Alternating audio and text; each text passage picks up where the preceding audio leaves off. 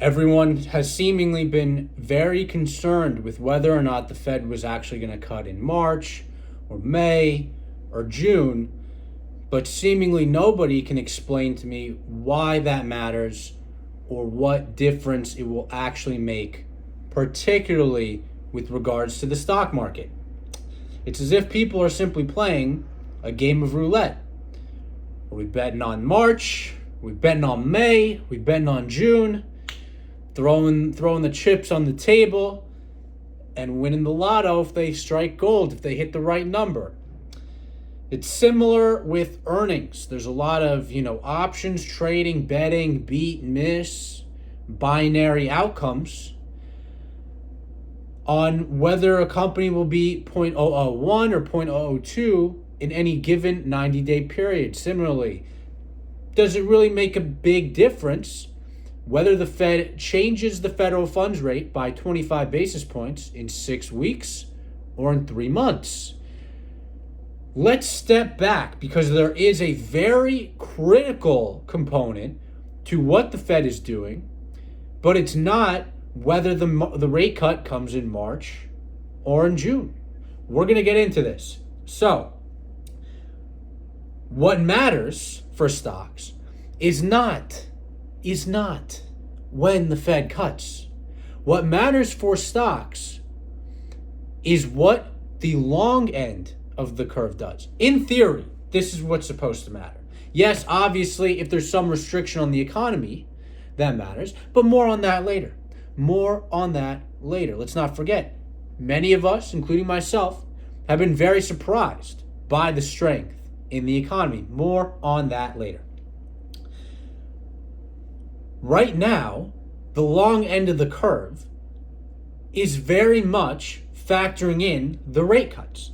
The curve is inverted. Sometimes the yield curve being inverted signals a recession. People want to, put things out long term. They're concerned about the short term, whatever it is. But that's not the case here.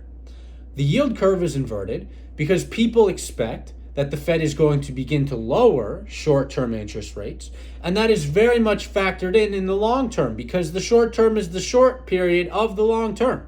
So of the long term, of course, it's factoring in the long term. And stocks are long-term assets. They trade at 15, 20, 30 multiples. This means it takes 15, 20, or 30 years, assuming no growth. Obviously, they have some growth, but even a lot of them are at those numbers in terms of forward multiples to break even in terms of earnings. And they're not paying you that money. They're compounding it internally. So I'm not saying that's a bad thing. I'm just noting that. Anyways, what ultimately matters here, and I think this matters a lot. I think this is like a big thing. And I think Powell thinks it's a big thing. And he threw it in there. And I didn't see anybody else talking about this on Twitter. But I think this is a huge thing. I think this is the thing. This is the big kahuna here. What is the neutral rate? What is the neutral rate? The neutral rate is the long-term neutral Fed funds rate. Let's not forget, when the economy gets too hot, like it is right now, it's very hot. The Fed likes to increase interest rates to preemptively avoid inflation. They want the economy to grow, but not grow in such a way that it is overstimulated and overheating and causing inflation. That occurs even in periods when there isn't money printing. When you have too much stimulus, you have too much velocity, and interest rates are too attractive, you have too much lending, and lending money is essentially printing money. It's the same thing. It has the same impact on inflation, believe it or not. That's the truth. It increases money velocity, has the same impact. Ray Dalio has some fantastic videos where he discusses these topics. Over the last 10 to 15 years, the interest rate has done very little other than be at zero. It's mostly been at zero, and that is highly unusual. That's the zero lower bound, as they talk about in the economic textbooks. However, as of the last dot plot in December, they were looking at 2.5%.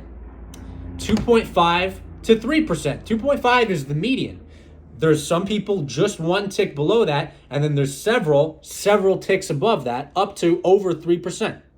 on the dot plot. And Bullard isn't part of this team anymore. So that is the long-term interest rate. That is the neutral rate that the economy is going to have to adjust to, that interest rates are going to have to adjust to. So if the neutral rate is something like 2.5, we'll just be generous and call it the 2.5%, the lower end of the spectrum, the 10-year is not going to move that much because the yield curve is already inverted. It's already discounting that the Fed is going to cut rates, and the 6-week period is so small in the matter of 10 years. It's less, Fed rate cuts matter more for something like the 1 year or the 2 year, of course, because you can park money at the Fed and get a better return. But at the 10-year, it doesn't matter. And the 10 years, that's what matters for real estate. That's what matters for stocks. That is the interest rate. That is the core number.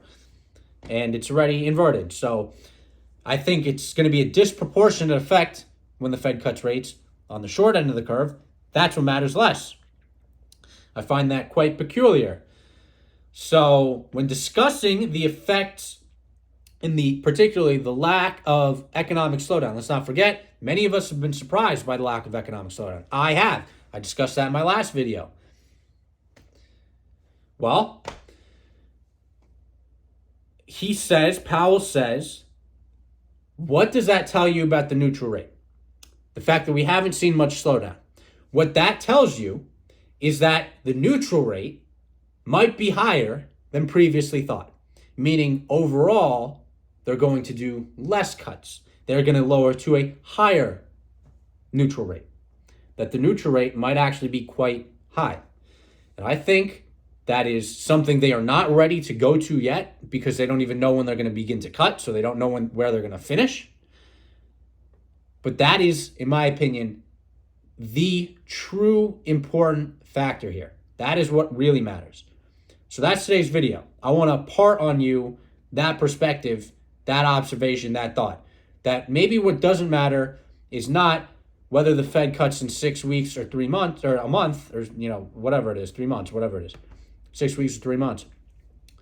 But what is the long run rate? What is the long run 10-year? How much is the 10-year going to fall? These are the questions that matter to me. That's today's video, and until next time, peace out.